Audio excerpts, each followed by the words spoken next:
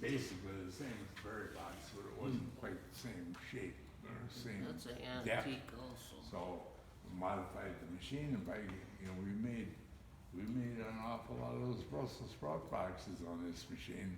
They, the Brussels sprouts, in those days, in Chicago, they had the great big, market there. And trucks came in from all over the country hauling produce into that market area.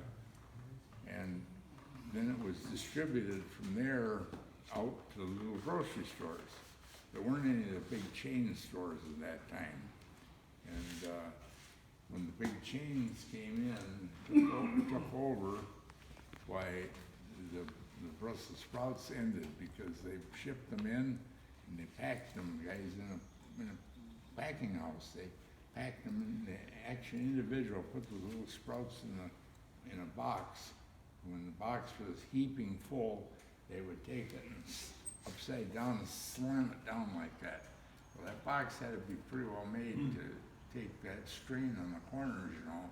But that squeezed most of the air out of the box, and they put them in, a dozen of them into a wooden crate, and then that went to the grocery store. And the farmer or the grocer, all he had to do was take them out of those wooden boxes and set them out and take a paintbrush with water in it and just go over them periodically, and those sprouts were fresh and good. Well, when the big chains came in, they said, why should we go through this procedure?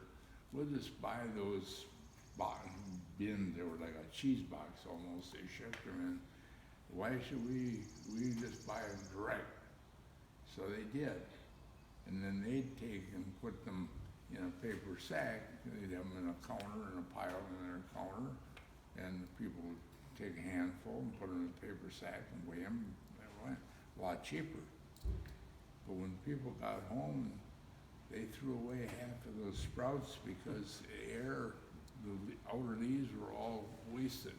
Yep. Where when they were in that box, there was some waste, obviously, some dried out, but most of them were ready to use, fresh.